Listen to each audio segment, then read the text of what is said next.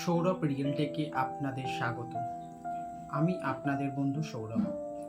আমি আপনাদের কাছে নিয়ে এসেছি একটি সত্য ভৌতিক ঘটনা, যা আমার জীবনে ঘটে যাওয়া একটি না ভোলা গল্প। এই গরমে আর পেরে ওঠা যাচ্ছে না।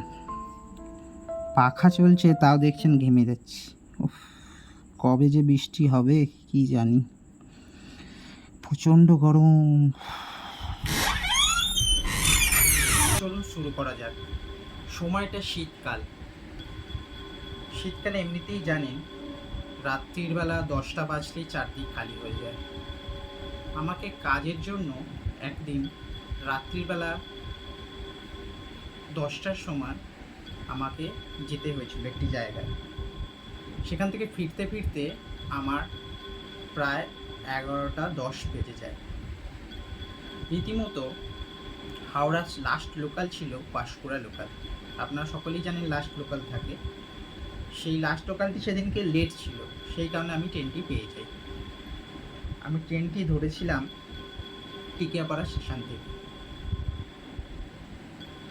ঘটনাটি ঘটে শীতকালের এমন একটি রাতে, যখন কোথাও কেউ ছিল না।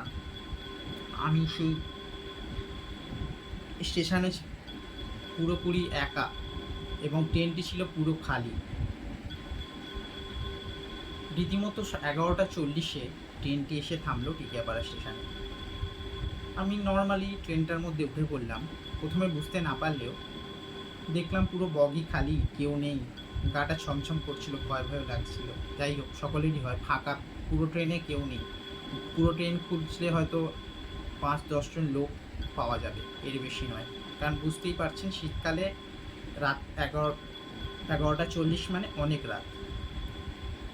রাস্তায় কুকুর শিয়াল ছাড়া আর কারোর কোনো শব্দ পাওয়া যাচ্ছিল না। যাই হোক, ট্রেনে উঠলাম। উঠে রীতিমতো ট্রেন ছাড়লো। ট্রেন যাচ্ছে, যেতে যেতে এলো দাসনগর, তারপর রামরাজাতলা, তারপর সাঁতরাগাছি, তারপর মৌরিগ্রাম ঢোকার আগে ট্রেনটি সিগন্যাল না পেয়ে দাঁড়িয়ে যায়। হঠাৎ আমি লক্ষ্য করলাম ট্রেনটির মধ্যে এতক্ষণ কোনো লোক ছিল না। হঠাৎ ট্রেনটির মধ্যে ট্রেনটির মধ্যে একটি লোককে আমি দেখলাম বসে আছে। আমি তো অবাক হয়ে গেলাম। আমি ভাবলাম হয়তো অন্যমনস্ক ছিলাম, কোনো স্টেশন থেকে উঠেছে হয়তো, কিন্তু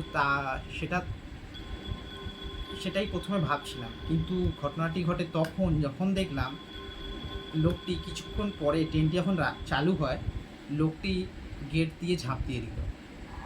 আমি প্রথমে ভাবলাম কোনো মানুষ হয়তো উঠেছিল, সে এরকম করেছে, কিন্তু বাস্তবে সেটা হয়নি। বাস্তবে তাকিয়ে দেখি বাইরে কিছুই নেই, যেন একটা হাওয়ার মতন বয়ে গেল। এটি ভৌতিক ঘটনা কি ভৌতিক ঘটনা নয় সেটা আমি বলতে পারবো না, কিন্তু আমার যে ফিলিংসটা হয়েছিল এক ভয়াবহ অভিজ্ঞতা।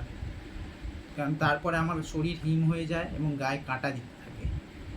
যাই হোক, কোনো রকমে স্টেশনে নেমে বাড়ি ফিরে আসি এবং কথাগুলি সবাইকে বলি, কিন্তু অনেকে এখনও ভাবে হয়তো আমি ইয়ার্কি মারছি বা ভুল বলছি। কিন্তু কিছু কিছু জিনিস এমন আছে যেগুলি ঘটে, মানুষের বাইরেও বাস্তবটা আছে।